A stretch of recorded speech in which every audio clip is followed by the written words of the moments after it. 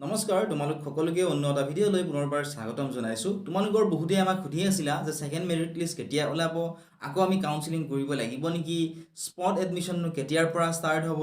তো ইয়াৰ বিষয়ে আমি আজিৰ এই ভিডিঅ'ত আলোচনা কৰিম। তোমালোকে ভিডিঅ'টো মনোযোগেৰে শেষলৈকে চাই থাকিবা।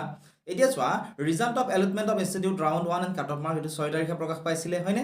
Next, admission with document verification in the allotted institute with payment of admission fee. তোমালোকৰ এডমিশ্যন ফিজৰ সৈতে ডকুমেণ্ট ভেৰিফিকেশ্যন লগতে এডমিশ্যন যিসকলে তোমালোকে ৰাউণ্ড 1ত পালা 7, 10 আৰু 11 তাৰিখৰ ভিতৰত তোমালোকে হৈ যাব, ঠিক আছে? তোমালোকে এডমিশ্যনটো লৈ ল'বা। চোৱা, next, online submission of admission report and vacancy list by the respective institute. এইটো 12/8/2026, অৰ্থাৎ ইয়াত কৈছে যে ৰাউণ্ড 1ৰ এডমিশ্যন হোৱাৰ পিছত কিমান চিট ৰৈ যাব বা ক'ত কিমানখিনি চিট আছে সেইখিনি অনলাইনত তেওঁলোকে ছাবমিট কৰিব। আৰু ছাবমিট কৰাৰ পিছত 4 নম্বৰ পইণ্টত লিখা আছে, চোৱা, publication of vacancy list. Vacancy list কেতিয়া পাব্লিছ কৰা হ'ব? 13/8/2026 সেইটো ভেকেঞ্চি লিষ্ট প্ৰকাশ কৰা হ'ব। আৰু ভেকেঞ্চি লিষ্ট প্ৰকাশ কৰাৰ পিছতে 5 নম্বৰ পইণ্টটো তোমালোকে চোৱা, ইয়াত লিখা আছে যে result of allotment of institute round 2 and cut off mark subject to availability of seats. অৰ্থাৎ ভেকেঞ্চি লিষ্ট প্ৰকাশ কৰাৰ পিছতে 14 তাৰিখে তোমালোকে ৰাউণ্ডটোৰ তোমালোকে ৰিজাল্টটো পাবা, লগতে কাট অফ মাৰ্ক কিমান গ'ল সেয়াও তোমালোকে গম পাবা। এতিয়া ইয়াতে এটা তোমালোকৰ ডাউট ৰৈ আছে যে ৰাউণ্ডটোৰ কাৰণে আমি অনলাইন কাউন্সেলিং আকৌ কৰিব লাগিব নেকি? ইয়াত ক'তো উল্লেখ নাই। অৰ্থাৎ আমি কি কৰিব নালাগে, ৰাউণ্ডটোৰ কাৰণে, অৰ্থাৎ তোমালোকে ৰাউণ্ডটোৰ কাৰণে অনলাইন কাউন্সেলিং কৰিব নালাগে। আশা কৰিছোঁ ফাৰ্ষ্ট পইণ্টটো তোমালোকৰ ক্লিয়াৰ হ'ল। তোমালোকৰ বহুতে এই কুৱেশ্যনটো আমাক সুধি আছিলা, ঠিক আছে? ৰাউণ্ডটোৰ কাৰণে অনলাইন কাউন্সেলিং তোমালোকে কৰিব নালাগে। নেক্সট চোৱা, 6 নম্বৰত লিখা আছে admission with document verification in the allotted institute with payment of admission fees. এইটো 17 তাৰিখে হৈ যাব, ঠিক আছে? 17 তাৰিখলৈকে হৈ যাব। যিসকলে ৰাউণ্ডটোত তোমালোকে পাবা, তোমালোকৰ 17 তাৰিখৰ ভিতৰত এডমিশ্যনটো লৈ ল'বা।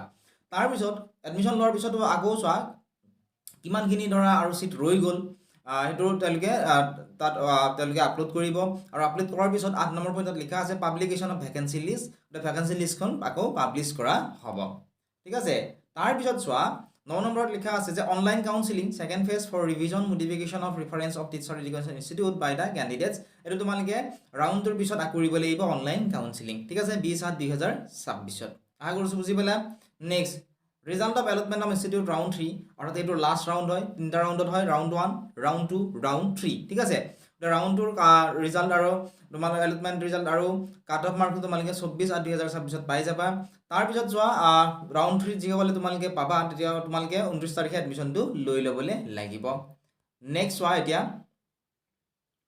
তাৰপিছতো চোৱা, ৰাউণ্ড 3ৰ পিছতো যিকেইটা চিট ৰৈ যায়, ঠিক আছে? ইয়াত 12 নম্বৰ পইণ্টত লিখা আছে যে online submission of admission report and vacancy list by the respective institute. এইটো 30/8/2026 5টা বজাৰ আগত তোমালোকে গম পাই যাবা। তাৰপিছত যদিহে ক'ৰবাত চিট ৰৈ যায় তেতিয়াহ'লে ভেকেঞ্চি লিষ্ট প্ৰকাশ পাব 1/9/2026। এতিয়া স্পট এডমিশ্যনৰ কথা যিসকলে তোমালোকে সুধি আছিলা, স্পট এডমিশ্যনৰ কথা এইখিনিত লিখা আছে, চোৱা, spot admission will be held in the institute tentatively 3/9/2026 to 10/9/2026 subject to availability of seats. অৰ্থাৎ 3/9/2026 পৰা 10/9/2026 ভিতৰত স্পট এডমিশ্যন তোমালোকে যদি তাত ৰৈ যায় তেতিয়াহ'লে তোমালোকে স্পট এডমিশ্যন ল'বলৈ পাৰিবা।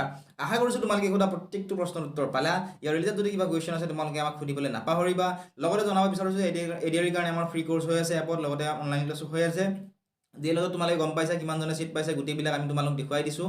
আৰু তোমালোকে আমাৰ ফ্ৰী কোৰ্চ লগতে পেইড কোৰ্চতো জইন কৰি ল'ব পাৰা। পেইড কোৰ্চত 299 হয় এডিআৰিৰ কাৰণে, আৰু ফ্ৰী কোৰ্চত 1 টকা পে' কৰিব নালাগে। ডেছক্ৰিপশ্যনত দিয়া লিংকত ক্লিক কৰা, এপটো ডাউনলোড কৰা।